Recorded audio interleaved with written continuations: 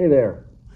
So this is my first installment of a series of stories that I'm going to talk about regarding my different filmmaking experiences, and I guess that to include television as well. Um, Most of these are from 20 years ago or so, or 25, and here comes my star of the show, Daisy. She's making a very short cameo, and now she's on the other sofa. Um, but This is just, like I said, a series of stories talking about different projects that I worked on. And this is the first one. And this one is a project that we call How About a Little Respect? And it's one of the favorite projects I've ever worked on. And it has an incredible story, I think.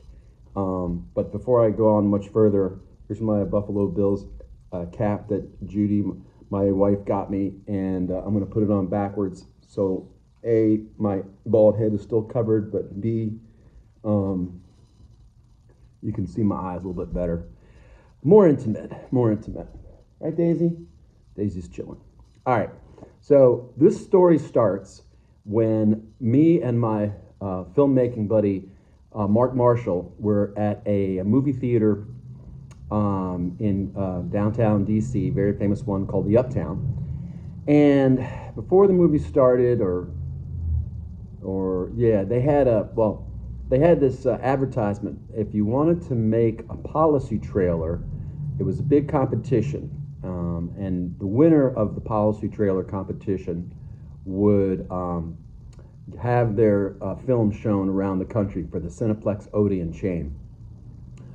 And if you don't know what a policy trailer is, it's basically, they don't show them that often anymore, but they used to back then. Around 2000, it was like, all the messages about being in the theater: don't smoke, don't talk, throw your trash away, and so forth. And so we saw the ad for it, the advertisement for it at the theater, and of course, after the show, I don't remember the movie we saw, but after the movie, we were leaving, and my friend Marshall, who liked to get very excited about things, he's like, "We should do this. We should do this." And I basically said, "Well, okay, the enthusiasm is nice, but you need a script. Without a good idea, we have nowhere to go." So I didn't give it much thought, but the very next day, we met again, and he provided actually two scripts. And I used to know what the other script was about, but I've since kind of forgotten. But the script, How About a Little Respect, blew me away. And basically what he said was, okay, imagine they're these gangsters. They're like from the 40s, and they're running away from the cops. And then they decide to hide out in a movie theater. But as they go in, they run to the movie theater, and the leader of the three says to the others, "Hey, this is a movie theater. How about a little respect?" And then you go through all the messages. And I said, "Wow, that is brilliant. That's brilliant. It's done. It's such a great little story, and it's simple, and you get it, and it's great entertainment." So I said, "Okay, I'm on board." Well, now we have a script. The deadline was like a week away, and you had to get your physical product up to their offices in New York City. So we're talking about, okay, the deadline was 5 o'clock Monday, and we're talking about this on the Monday before, or maybe the Tuesday. So anyway, I kind of like those short time frames because you just go, and you get done what you can get done, and you don't have a lot of time to worry about stuff or to overanalyze or whatnot. In this case, though, we may have gone a bit far because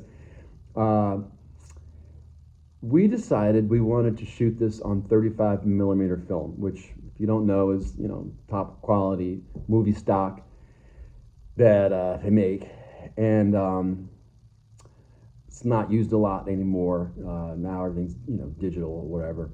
But certainly it's expensive, and it also can look really good. So we decided we're going to do it on 35 millimeter film, and Marshall had just taken a class on Steadicam operation, and he really liked the teacher, and he said, I think I can get this guy to shoot the whole thing on Steadicam. I said, okay, that sounds good. Here comes Daisy. Coming over to say hi, Daisy. Is this a good story? We're just getting into it. There she is. You gonna crawl on my lap?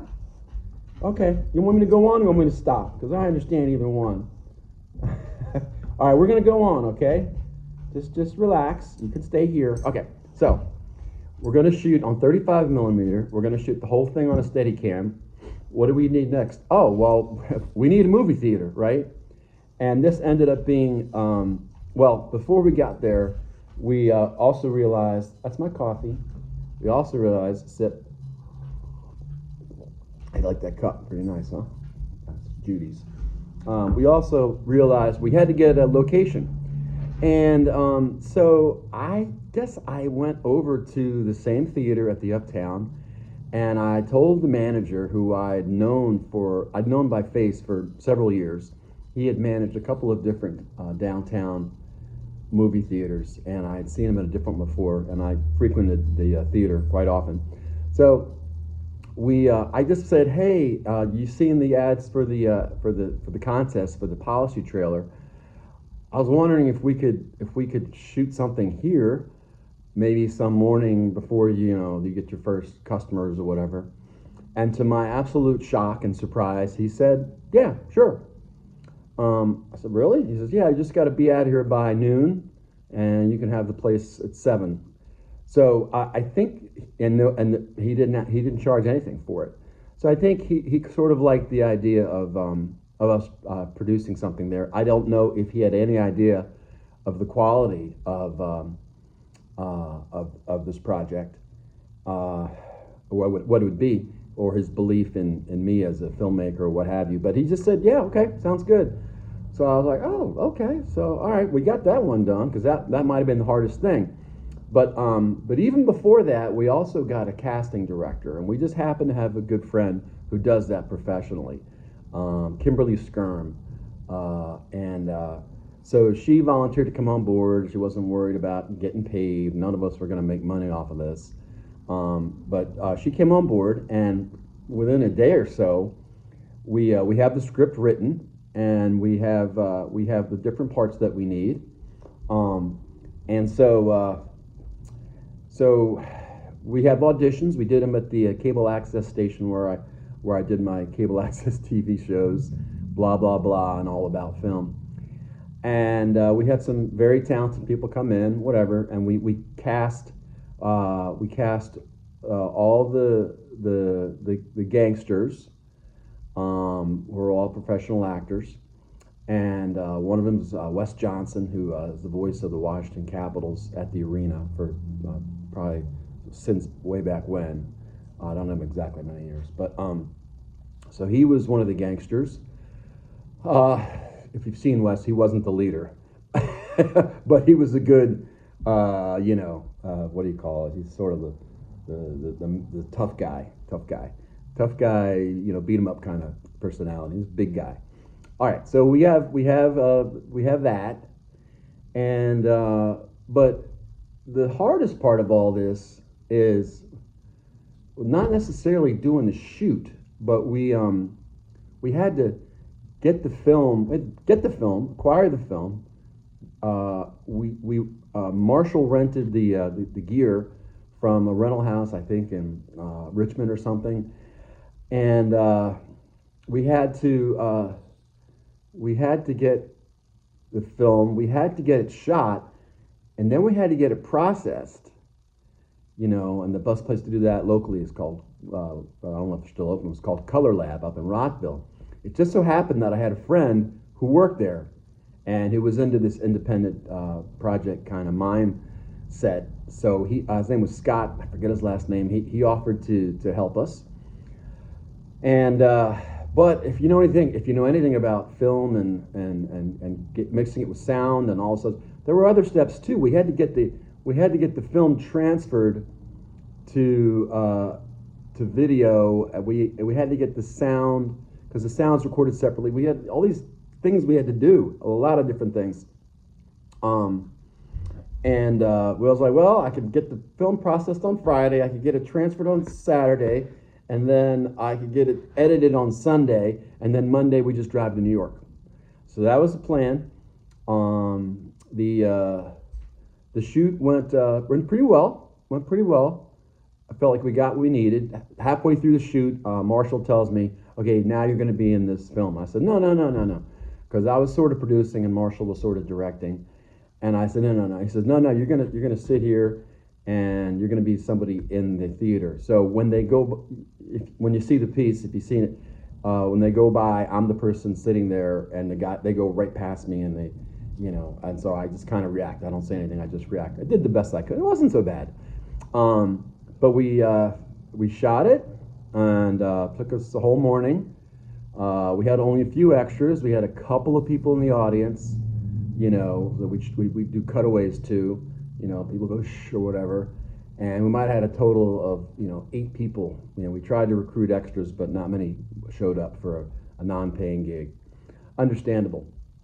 And then I had an old girlfriend who was also cast. She was an actor, and her name is Paula, and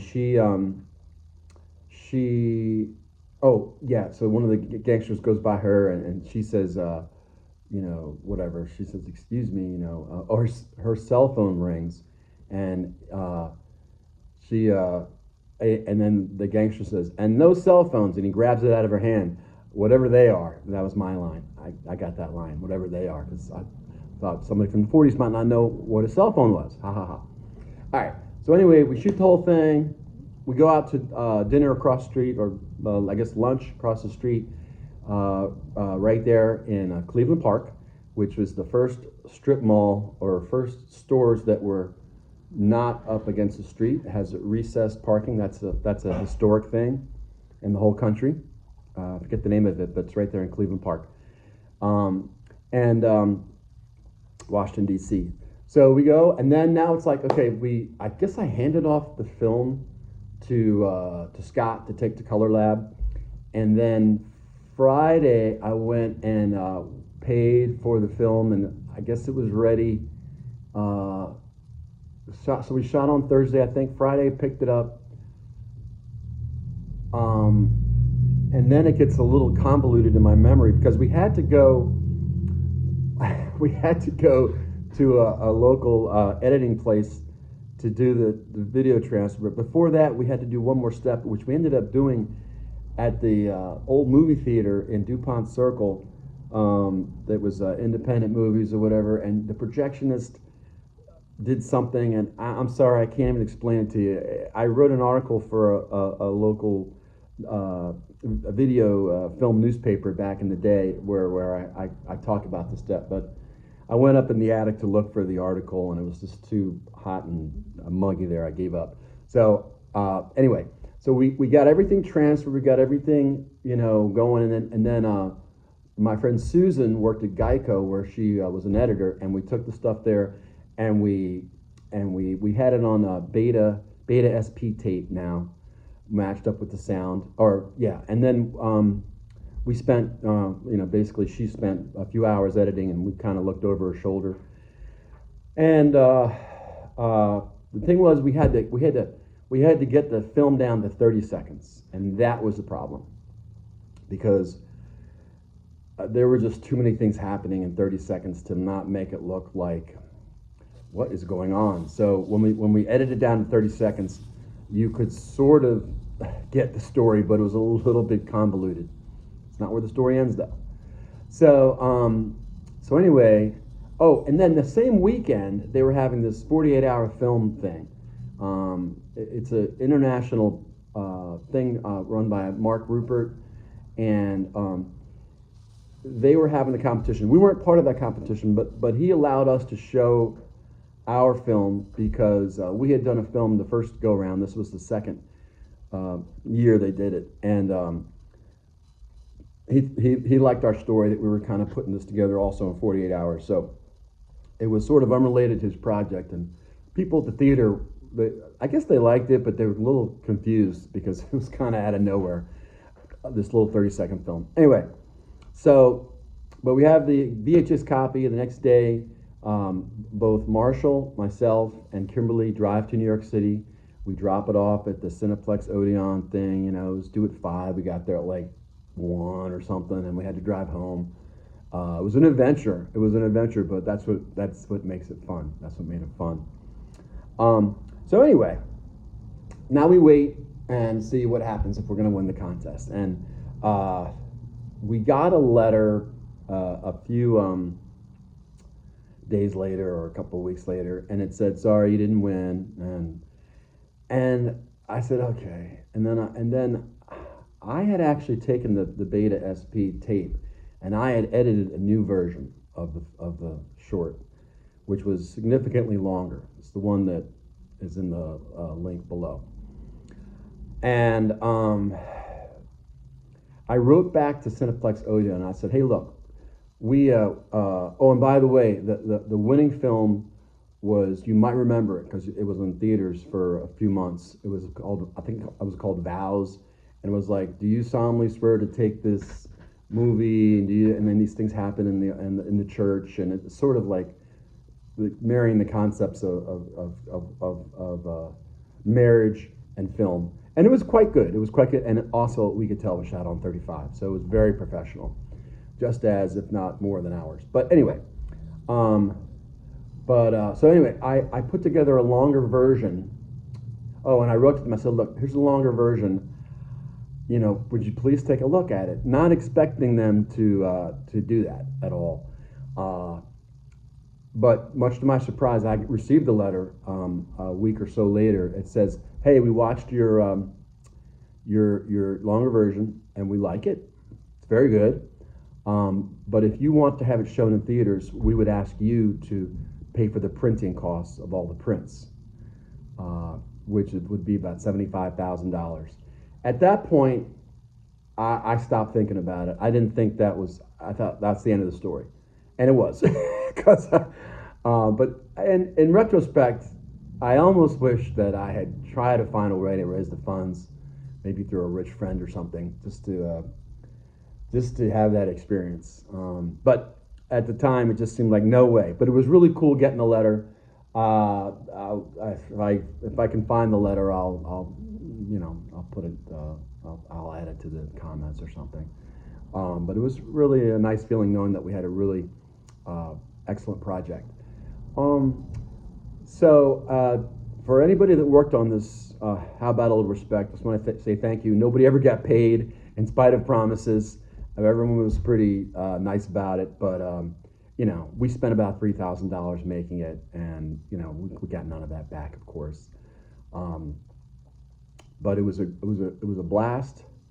It was a great experience, and I think if you watch the film, you'll be impressed. It's pretty good. It's pretty good. And look for me, my little cameo. And right now, that's about all I can say about How About a Little Respect. Hope you enjoyed the story. Hope you'll check out the link and watch the video. Like I said, it's about a minute and a half. And we'll see you next time.